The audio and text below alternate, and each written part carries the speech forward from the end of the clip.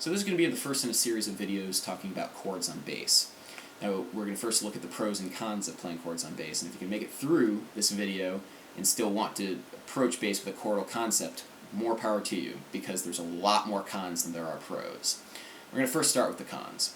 Now, the most obvious con, and feel free to disagree with me, but chords on bass don't sound as good. Chords on guitar and piano just sound better. And there's a bunch of reasons why that might be, and I'll list a few of them. One is polyphony. Bass has 4 strings, guitar has 6, piano has 88. You can go up to a piano and play these rich voicings.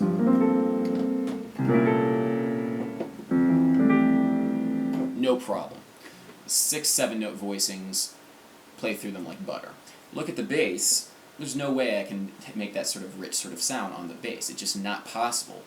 4 strings, the biggest interval that I can reach without using thumb position or open strings is a 12th. You know, I can probably do things with thumb position or whatever.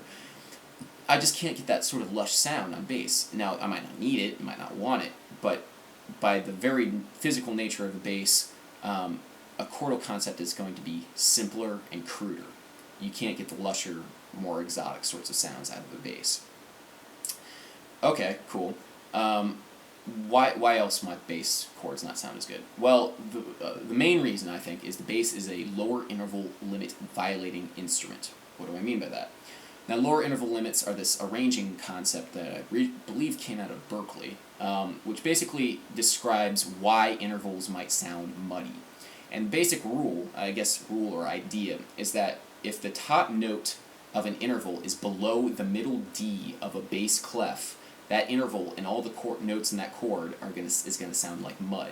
Now, we don't want things to sound like mud. The more mud we have, the less nice it's going to sound. The more chord we have, the nicer it's going to sound, in general. Now, you might want mud for an effect. Now, I use the word mud to describe this sort of sound. Or, actually more like this. Yeah, just like ugly bleh, which might be cool again, might not be what you want. Anyway, so if we have notes, the intervals where the top note is below that D on the bass clef, what it actually means for us is the top note below the D above the bass clef, because remember, bass is a transposing instrument. And so that concert D actually translates into the D above it, which is here. So basically that means, what effectively that means is the intervals below, where the top note is below this note on the bass, is going to sound like mud, which tells us what we already know, that if we strum chords on this side of the bass, it's going to sound like mud. Versus mud chord. That's what it means. So what effectively we have is this instrument which is limited because we can't play, half of the instrument we just can't play, we can't use for chordal stuff, with some exception.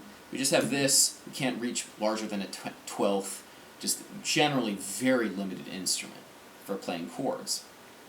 What makes matters worse is if we actually try and make music with chords. If we take in a practical situation, like for example an ensemble where we have bass, drums, and guitar, bass, drums, and piano, our general role to fill is that of a bass player. And I found that no matter what we do, it sounds better within the context of another chord player to just play one note at a time. This is going to have a lot more effect than this. Because of just the sort of percussive nature, the fact that it grounds it, that note within a musical context is just going to sound better if we just play one note. Now, if we decided to go off in La La Land and play chords, the net effect is basically we're just filling the role of a guitar player, filling the role of a piano player, and I use this word non-pejoratively, a retarded guitar player, one that we can't do as much. We can't play guitar as well on this instrument. There's just not enough that we can do with it. So what you end up having is an ensemble which is drums, guitar, more limited guitar. And it's just a lot more difficult to make worth your while. Maybe I'd say in 99% of the cases you just don't want to deal with it. You want to play the role that you were meant to do within that particular ensemble. Now there are instances where ensemble playing, it would be great. For example, if you were playing with a cajon player and a flute player, oh my god, you got all this room to dance around. Flute player is playing doing its thing up in the high register, cajon players and percussion land, and you got this huge harmonic spectrum to play with. But it's important to know that orchestrationally, chordal bass has a very specific and much different role than traditional playing bass does. And if you confuse the two roles, it can lead to some pretty disastrous musical results.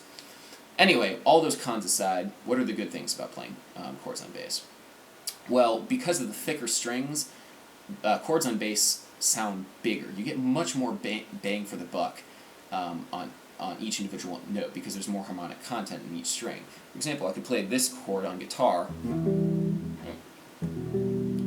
It wouldn't sound as nice and rich and thick and dense as it just did here. Nice. I could play just these 3 notes and it just rings on forever. 3 notes. Just a major chord, just big, rich sound. That's one of the main reasons why I like playing bass and playing chords on bass, because the sound is always thick. It's really it threatens to delve down in that mud territory, but it's nice and thick and rich. Another nice thing about bass is the interval of a tenth. Pretty.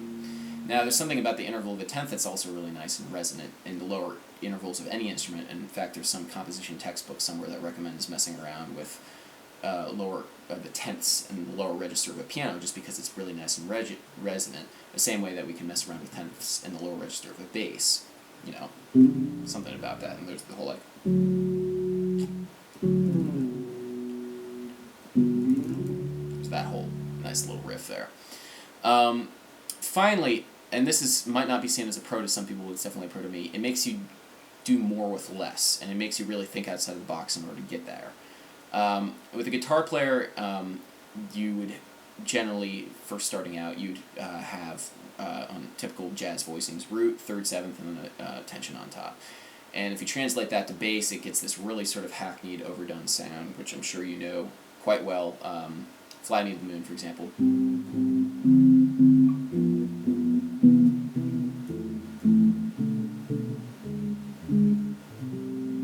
But if we sort of take this road less traveled, we could get these much nicer voicings just with 3 notes or 4 notes or whatever, and open chords and all of that. So check this out.